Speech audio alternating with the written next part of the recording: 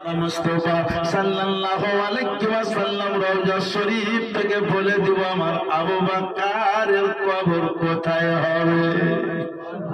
কত বড় কথা গো, আয়াতুন নবী, জিন্দা নবী, নূরের নবী। সাহাবায়ে کرام বললেন, ইয়া রাসূলুল্লাহ, ইয়া হাবিবাল্লাহ, আবু বকর সিদ্দিক ইন্তেকাল করবে, তখন আপনি তো তার আগে ইন্তেকাল। নবী বললেন, আমি রওজা শরীফে আরাম করব, তবে মাথায় রাখিও তোমাদের চোখ থেকে শুধু পর্দা নিব, কিন্তু আমি নবী মারা যাব না, কারণ আমি যদি মরে যাই তো তোমাদের রুজিকে বন্টন করবে। আল্লাহ উদ্দিয়ানা কাসিম, হুজুর মালিক আল্লাহ, বন্টনকারী আমি রাসূলুল্লাহ। হযরত আয়েশা সিদ্দিকা রাদিয়াল্লাহু তাআলা আনহা বললেন, ইয়া রাসূলুল্লাহ, আমার আব্বার রেজাল্ট এটা, আমার আব্বার ফলাফল এটা, আমার আব্বা মারা যাবে, কোথাও কবর তৈরি করব না। নবী গো, আপনি বলবেন তারপরে কবর তৈরি করব। ইয়া রাসূলুল্লাহ, আমার আব্বা জান এমনকি কাজ করেছিলেন বলে, বিবি আয়েশা গো, উম্মুল মুমিনিন গো, তোমার আব্বার শুধু একটা নেকি, হযরত ওমর ফারুকের জিন্দেগীর সমস্ত নেকি।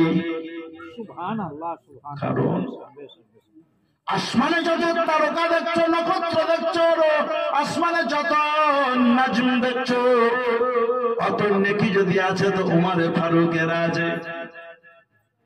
আর উমর ফারুক রাদিয়াল্লাহু তাআলা আনহুর জিন্দেগীর সমস্ত নেকিকে এক পাল্লায় দাও, আমার আবু বকরের একটা নেকিকে অপর পাল্লায় দাও। আবু বকর সিদ্দিকের একটা নেকির পাল্লার যা ওজন হবে, উমর ফারুকের জিন্দেগীর সমস্ত নেকি লেগে যাবে।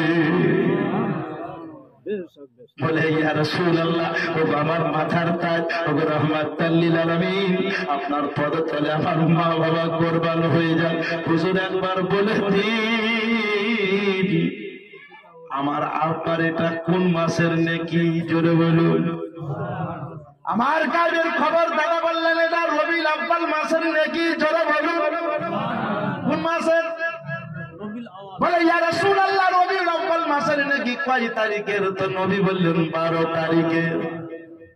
ইয়া রাসূলুল্লাহ, দিনে না রাতে? তো নবী বলেন ভোরবেলার। জোরে বলুন। যেই সময় মক্কা মুকাররমা থেকে আমি মদিনা শরীফে হিজরত করি, শুভ সাদিকের সময় ছিল, সেদিন কোরআন শরীফের ইয়াসিন সূরার ইবতিদাই আয়াতগুলো নাযিল হয়েছিল। কিতাবের নাম হিজরাতে রাসূল, কিতাবের লেখকের নাম কাজুল কোজা তাজুস শরিয়া হুজুর আখতার রেজা রাহমাতুল্লাহ আলাইহি। ও মুসলমানের আগে লিখতেছে, আমার নবী মুস্তাফা হিজরত করবেন। আল্লাহ পাক রব্বুল আলামিন বললেন, হাবিব দাঁড়িয়ে যাও, এখন যেও না, কাফের মুশরিকেরা রাস্তা ঘিরে নিয়েছে, তুমি আলীকে শুইয়ে দিয়েছো। ইতিপূর্বে মাওলানা আজিজুল হক সাহেব বলছিলেন আপনাদেরকে যে আমার বিশ্ব নবী রাহমাতাল লিল আলামিনের জামাতা মাওলাই আলী বলছেন, কোনদিন রাতের বেলায় জান ধরে ঘুমাতে পাইনি, একটা দিন রাতের বেলায় জান ধরে ঘুমিয়েছিলাম, সেই দিনটাই ছিল, সেই রাতটাই ছিল নবীর হিজরতের রাত। কথাটা বারা সত্য। আপনারা শুনেছেন, নবী বললেন, আলী তুমি আমার বিছানায় শোও। শুনেননি? আমার কম্বল গায়ে দাও। আর কাফের মুশরিকেরা যুক্তি করলো, আজকে মোহাম্মদ ইবনে আব্দুল্লাহকে দুভাগ করে দেব। আর আল্লাহ বলছে, আমার হাবিবকে আমি মদিনায় পাঠিয়ে দেব। জোরে বলুন। আল্লাহর কাজ। আল্লাহ যদি বাঁচান, গোটা দুনিয়া শেষ হয়ে যাবে, ডিহা বেঁচে থাকবে। আর আল্লাহ পাক যদি নিয়ে নেন তো গোটা ডিহা চলে যাবে, একটা চার দোকানে দুটো লোক বেঁচে থাকবে। কথা বলুন ঠিক কিনা? ও মুসলমানের আগে আল্লাহ বললেন, ওরে কাফের মুশরিক, তোরা নবীকে মারতে আসবি, তোরা সুযোগই পাবি না। আমার বিশ্ব নবীকে আমি মদিনা তো রাসূল পাঠিয়ে দেব। হাবিব উঠো। নবী উঠেন। নবী উঠে গেল। আল্লাহ বললেন, যাও। শুধু বলে, আল্লাহ কাকে রাখবো? বলে, মাওলাই আলীকে রেখে দাও। আলীকে শুয়ে দাও, কম্বল গায়ে দিয়ে শুয়ে যাবে, তুমি বের হও। নবী বের হয়ে গেলেন। বলে, ইয়া রাব্বুল আলামিন, হাঁটবো। বলে, থামো, নয়, কাফের মুশরিক ঘিরে নিয়েছে। নবী বললেন, আল্লাহ, কাফের দেখতে পাচ্ছি সামনে, আবু জেহেল, উতবা, শাইবা, আবু লাহাব, ওর দরবার সবাই তরবাল হাতে, তীর ধনুক হাতে। আমার নবী বললেন, একটু অপেক্ষা কর, তোমার উপরে এখন চুপ থাকো। এখন ইয়াসিন সূরার ইবতিদাই আয়াত, অর্থাৎ বিসমিল্লাহির রহমানির রহিম, ইয়াসিন القرآن الحكيم إنك لمن المرسلين على صراط مستقيم تنزيل العزيز الرحيم لتنذر قوما ما أنذر آباؤهم فهم غافلون। এরকম করে ছোট্ট ছোট্ট ছোট্ট করে সূরা আয়াত দিয়ে আমি আল্লাহ অবতীর্ণ তোমার উপরে করব। তুমি এক মুষ্টি ধুলোবালি তোলো, আর ধুলোবালি নিয়ে যে আয়াতগুলো এখন নাজিল হচ্ছে তুমি পড়ো, আর ওই ধুলোবালিতে ফুঁক দিয়ে দাও, দম দিয়ে দাও, আর ছিটিয়ে দাও। যাদের উপরে আজকে ধুলোবালি পড়বে তারা অন্ধ হয়ে যাবে, আর তোমার জন্য রাস্তা ক্লিয়ার হয়ে যাবে। হিজরাতে রাসূল কিতাবে লেখা আছে, কিতাবের রাইটার হুজুর আখতার রেজা রহমাতুল্লাহ আলাইহি খানদানের রাজা চশমা চিরাগ। বেরাদারান ইসলাম,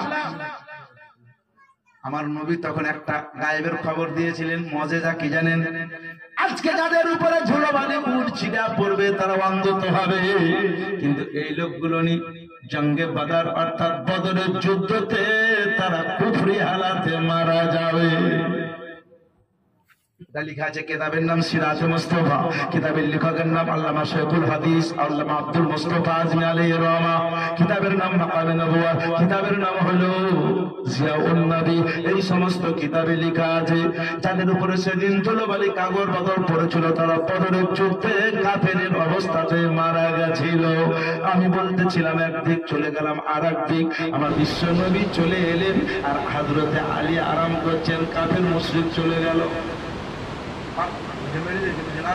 নিজের অবস্থায় যদি মানুষ তো শহীদের দরজা পেবে, মানে শয়তান কোনোদিনই আপনার ভালো চায় না, বুঝতে পেরেছেন? শয়তান কি ভালো চায়? আপনারা বুদ্ধিমান মানুষ, কথাই বলে মনোরূপী মানুষ, কথাই কথা বের হয় আর সরষায় তেল বের হয়। তো শুনিলেন আর একটা হযরত আমির মুআবিয়া রাদিয়াল্লাহু তাআলা বিচক্ষণ সাহাবী রাসূল,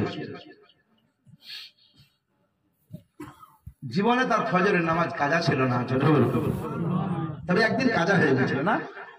শুনেননি? কথা বলেন না জি, শুনেননি? শুনেলেন? তাহলে একদিন ফজরের নামাজ কাজা, তো এত কেঁদেছিলেন দামেস্কের মসজিদে গিয়ে। আমির মুআবিয়া হচ্ছে ঈদের আব্বা, সম্পর্কে নবীর সাদা। হযরত আমির মুআবিয়া রাদিয়াল্লাহু তাআলা মসজিদে কেঁদে কেঁদে চোখের পানিতে দাড়ি দিয়ে করে দেহ দিয়েছে, মসজিদের সাহানে চোখের পানি ঘুরতে লেগেছিল, এত কেঁদেছেন সাহাবী রাসূল। আমার নবী তাকে জান্নাতের টিকিট দিয়েছিলেন। নবী বাড়ি আসছেন তো দেখছেন তিনার বিবি, সুবহানাল্লাহ, হযরত আমির মুআবিয়া তার বোন ভাইয়ের মাথার কাংড়ি করে দিচ্ছে, মাথার আঁচড়ে দিচ্ছে। তো নবী বলছেন জান্নাতি হাতে জান্নাতি মাথা নাড়ছো, জোরে বলুন। বিবিকে জান্নাতের টিকিট দিল, শালাকেও দিয়ে দিল। এই আমির মুআবিয়া রাদিয়াল্লাহু তাআলা কেঁদে কেঁদে কেঁদে কেঁদে এমন কাঁদলেন যে আল্লাহ বলছে আর কাঁদতে হবে না, নবীর হবে, নবীর সাহাবী, আর কাঁদিও না। বলে রব্বুল আলামিন জীবনে কোনদিন ফজরের নামাজ কাজা করেনি, আজকে কাজা হয়ে গেল। আল্লাহ পাক রব্বুল আলামিন বললেন যাও যাও যাও, একদিন আজকে তোমার কাজা হয়ে গেছে 2 রাকাত নামাজ, আমি রব্বুল আলামিন 2 রাকাতের পরিবর্তে তোমাকে 14 রাকাতের নেকি দিয়ে দিলাম। যাও। হযরত আমির মুআবিয়া কান্নার পরে হাসতে হাসতে এলেন। তো দ্বিতীয় রাত্রে শয়তান 12টা থেকে উঠাইতে লেগেছে। হযরত আমির মুআবিয়া রাদিয়াল্লাহু তাআলা বললেন মান দাক্কাল বাব, দরজার বাইরে কে? আওয়াজ পাওয়া গেল না। দ্বিতীয়বার আওয়াজ দিল মান দাক্কাল বাব, আমার দরজার বাইরে কে? আওয়াজ নাই। ঠিক আজান দেবে তার আগে আগে আমার দরজার বাইরে কে? তো বলছে আনা ইবলিস, আমি শয়তান ইবলিস। হুজুর উঠবেন না? বলে কেন? বলে আজান হচ্ছে মসজিদে, জোরে বলুন। হ্যাঁ হ্যাঁ। হযরত আমির মুআবিয়া রাদিয়াল্লাহু তাআলা বললেন ওরে ইবলিস, তোর তো কাজ হইল নামাজকে কাজা করে দেওয়া। কোন লোক যদি নামাজ পড়তে যায় তাকে ওইখান থেকে ঘুরিয়ে নিয়ে আসা। কেউ যদি মাদ্রাসায় পড়তে যায় ঘুরিয়ে নিয়ে আসা, কেউ যদি মিলাদ শুনতে যায় তো তাকে ঘুরিয়ে নিয়ে আসা। কথা বলেন ঠিক কিনা? এটা ইবলিসের কাজ। এই জন্য কোরআন বলেছে ইয়া আইয়ুহাল্লাযীনা আমানু দুখুলু ফিস-সিলমি কাফা ওয়া লা তাত্তাবিউনি খুতুওয়াতিশ শায়তান ইন্নাহু লাকুম আদুউম মুবিন। এই মানে বলুন ইসলামের মধ্যে সম্পূর্ণভাবে প্রবেশ করো, নচেত শয়তান তোমাকে রাস্তা দেখাবে আর ওই রাস্তা দেখে তোমাকে অনুসরণ করে চলতে হবে। আর যখন ইসলামের মধ্যে সম্পূর্ণ প্রবেশ করবে তখন ইবলিসের বাপেরও ক্ষমতা নাই যে তোমাকে রাস্তা দেখাবে। আপনি মিলাদ শুনতে যাবার লেগে আসছেন যে নিজামুদ্দিন মৌলভী মেলাদিন পর দিয়ে আছে চটটুকু শুনি যা, শয়তান বলছে এখন যাস না, যখন এনবি করবে তখন যাস, দুটা খাইতে পাবে। শয়তানের কাজে এখন যে কি করবে, তখন তো ঠান্ডায় থাকে, ট্যাপের ভেতরে থাকো, আর না হলে চার দোকানে আছো তো এর কথা গাহি টাইম টাইম করো, মানে চুগলি করো। চিন্তা করি খুব হিসাব করে চলতে হবে। আবার বলছেন যে না থাকা লোকে খারাপ বলবে যে খাওয়ার সময় এলো আগে এসে নি, বলছে না। শয়তান বলছে শুন কিয়াম হয়ে যাবে, বুয়া হয়ে যাবে, সব কেউ লোক ইদি কুদি ঘুরবে, হিলাড়া করবে, আর মাইকে বলে তো যায় না সব খাওয়া দাওয়া করে যাবেন, তখন এই ফাঁকে ঢুকে যাবি। কারণ কেউ হয়তো পেশাব করতে এসে কি ইদিক উদিক যাবে, ওই ফাঁকে ঢুকে যাবি, ভাবে ও পহিলা দেখা ছিল। এটা শয়তানের কাজ। বাচ্চারা ভাইরা আমার মা বোনেরা, যারা ভাগ্যবান তারা আগে চলে এসেছে, যারা বুদ্ধিমান তারা এখনো পৌঁছতে মিলাতে পারেনি। বুদ্ধি খারাচ্ছে, চিন্তা করছে। আমি আপনাকে বলতেছিলাম হযরত আমিরে মুয়াবিয়া বলল ইবলিস তো কাজ ছিল যে আমার নামাজকে কাজা করে দেওয়া। বলে হুজুর গতকালকে আপনার ফজরের নামাজ কাজা করে দিয়েছি। 7 करोड़ से ज्यादा रियल प्लेयर আজকে যদি কাজা করে দেয় তো হয়তো 28 রেখাতের নেকি পেতে পারে। আমার কাজ হলো যদি কেউ 10টা নেকি করে তো 5টা করে দেওয়া, কমিয়ে দেওয়া। তা আমি ভাবলাম যদি কাজা করিয়ে দেয় তা আল্লাহ আদা করে দিলেন। জোরে বলুন ইবলিস শয়তান এইদিকে একটা ক্লোজ করে এইদিকে চলে আসেন হযরতে মাওলাই আলীর দিকে। কেউ বলছে মেরে দে, কেউ বলছে শহীদের দরজা পড়বে পাবে, নবীকে জাগা জাগা জাগাই মা। 7 करोड़ से ज्यादा रियल মুখের পর্দা তুললো কে? নবী তো এটা আলী, নবী কই? হযরত মাওলানা আলী বলছে বিরক্ত করিস না, ঘুমাইতে দে। জোরে বলুন হযরত আলীর সামনে নাঙ্গা তরোয়াল, নাঙ্গা তরোয়াল ঘুরছে। আলী তোমার নবী কই? হযরত আলী বলছে বলতে পারবো না নবী কই, তবে জীবনে ঘুমাতে পাইনি, আজকে ঘুমাতে দে রে। আমার সামনে তরবারি দেখাতে আসিস না। বলে তরবারি মাথার সামনে ঘুরছে, তোমার কেমন করে ঘুম আসবে? বলে কেন তুই মারবি না? কি বললে? নবীকে না পেলে মারবো। মাওলাই আলী বলছে তোর বাপেরও ক্ষমতা নাই আমাকে মারতে পারিস। বলে কেন? বলে এই জন্যই মারতে পারবি না, আমার নবী বলেছেন কাল বা পরশু মদিনাতে আলী তোমার সঙ্গে দেখা হবে। নবী বলেছেন মদিনায় দেখা হবে। জগতের কথা ফেল হতে পারে, নবীর কথা ফেল হবে না। জোরে বলো বিশ্ব নবী বলেছেন মদিনায় দেখা হবে, সুতরাং নবীর কথা এদিক ওদিক হবে না। দুনিয়ার দোয়া কবুল হতে পারে নাও পারে, দুনিয়ার দোয়া কবুল হতে পারে নাও পারে। আর আল্লাহর নবীর দোয়া কবুল হওয়ার জন্য আল্লাহর পাক দরবার অপেক্ষা করে। বলে আলী আকবার বলো, আলী আকবার বলো। নবী কোথায়? বলে অতটা বলতে পারবো না। নবী বললেন আমার বিছানায় আলী ঘুমাও, তোমার সঙ্গে কাল বা পরশু মদিনা শরীফে দেখা হবে। এর উপরে আমার আমল আছে, এর উপরে আমার মহব্বত আছে, সুতরাং জান ভরে একটু ঘুমাতে দে। হযরত মাওলাই আলী সুবহানাল্লাহ বললেন সেদিন জান ভরে ঘুমালাম। আমার বিশ্ব নবীর বিবি উম্মুল মুমিনিন হযরত আয়েশা সিদ্দিকার কথা আপনাকে বলতেছিলাম। ইয়া রাসূলুল্লাহ আমার আব্বার দিনের নেকি না রাতের? বলে রবিউল আউয়াল চাঁদের 12 তারিখ শুভ সাদিক ভোরবেলা। বলে ইয়া রাসূলুল্লাহ নবী গো সেদিন কি বার ছিল? তো নবী বললেন সোমবার। জোরে বলো সবই মিলল তো ঠিক আছে।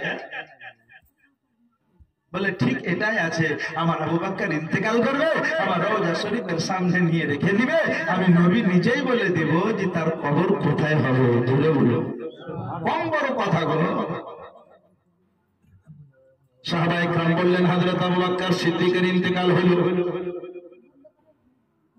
বিশ্বনবী রাহমাতুল লিল আলামিনের রওজা শরীফের সামনে গোসল দিয়ে কাফন পরিয়ে খাটলিতে চাপিয়ে রওজা শরীফের সামনে রেখে দিল।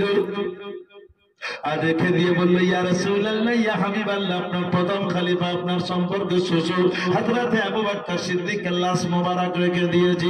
আমার নবী রওজা শরীফটা খুলে গেল। এটা বুখারী শরীফের হাদিস, আপনাকে বাংলায় বুঝাচ্ছি। বিশ্ব নবী রওজা শরীফটা খুলে গেল। মানুষ কোরআনের পরে পরে যে হাদিসকে প্রাধান্য দেয় তার নাম হলো বুখারী শরীফ। এই বুখারী শরীফে লিপিবদ্ধ রয়েছে নবী রওজা শরীফ খুলে গেল। আর নবী রওজা শরীফ খুলে যাওয়ার পরে আমার বিশ্ব নবী রাহমাতুল লিল আলামিন আকা মুস্তাফা সাল্লাল্লাহু আলাইহি সাল্লাম রওজা শরীফ থেকে আওয়াজ দিয়ে বললেন, আমার বন্ধুকে বন্ধুর ডান পাশে দফন করে দাও। আমার আবু বকরকে আমার ডান দিকে কবর বানিয়ে দফন করিয়ে দাও। ইয়া রাসূলুল্লাহ, আবু বকর আপনার বন্ধু বলে আবু বকর আমার সঙ্গের সাথী গো। আল্লাহ পাক আমার সঙ্গে সম্পর্ক জড়িয়ে দিয়েছিলেন, আর এত সম্পর্ক জড়িয়ে দিয়েছিলেন যে তিনার মেয়ে হযরত আয়েশার সঙ্গে আমার বিয়ে হয়ে আবু বকরকে আল্লাহ আমার রিশতেদার বানিয়ে দিয়েছিলেন, কুটুম বানিয়ে দিয়েছিলেন। আল্লাহ বললেন, হাবিব, জগতে দিক হতে পারে, কিন্তু তোমার মাটির উপরে যখন চলেছ, হিজরতের রাতে আবু বকর, গারে হিরাতে আবু বকর, গারে সুরে আবু বকর, জঙ্গে বদরে আবু বকর, জঙ্গে উহুদে আবু বকর, জঙ্গে খাইবারে আবু বকর, জঙ্গে খন্দকে আবু বকর, জঙ্গে মুতাতে আবু বকর। আমার আবু বকর মক্কা শরীফে আবু বকর, মদিনা শরীফে আবু বকর, মুলকে শামে আবু বকর, ইরাকে আবু বকর, ইরানে আবু বকর, মাটির উপরে আবু বকর, মাটির ভিতরে আবু বকর। তাই আমার আবু বকর সিদ্দিক আমার সঙ্গের সাথী তোমরা বানিয়ে দাও। দুনিয়াতে যারা বলে নবী আমাদের মতো, তাদেরকে একবার বলেন তুই খালি শ্বশুরকে বন্ধু বলি দেখ, টানা তোলা পিটু। আর নবী শ্বশুরকে বন্ধু বললে বিচার করো। নবীর বিচার করবে কে? আল্লাহকে বলো, আল্লাহ কি হলো? আল্লাহর তরফ থেকে উত্তর চলে আসবে। রব্বুল আলামিন বলবে, হাবিব, শ্বশুরকে বন্ধু বলেছে, এদের বিচার কি করবা? এর জন্য হাদিসে পাক তৈরি হয়ে গেছে। আপনার আমার বলাতে বিচার হয়, আপনার আমার বলাতে বিচার হয়, আর নবীর বলাতে হাদিসে পাক তৈরি হয়। বলে বলো বাপজিরা, ভাইরা আমার, মা বোনেরা গো, আপনারা জানেন ডান পাশে আবু বকর সিদ্দিক, ঠিক আবু বকরের নাই বাম পাশে হযরত ওমর ফারুক রাদিয়াল্লাহু তাআলা আজ আরাম করছেন। আমার বিশ্ব নবী বললেন, ও আমার উম্মত, তার যখন সময় হবে সে তখন কবরে আসবে। তবে বেশি বেশি করে তোমরা ইবাদত বন্দেগীর দিকে এগিয়ে যাবে। ইন্দাল্লাহিল ইসলাম, নিশ্চয় আল্লাহর নিকট, আল্লাহর কাছে, আল্লাহ রাব্বুল আলামিনের কাছে সবথেকে বেহতরিন ধর্ম যেটা, সেটা হলো দ্বীন ইসলাম। আর দ্বীন ইসলামের মধ্যে উত্তম ইবাদত যেটা, সেই ইবাদতের নাম হলো নামাজ। সুবহানাল্লাহ।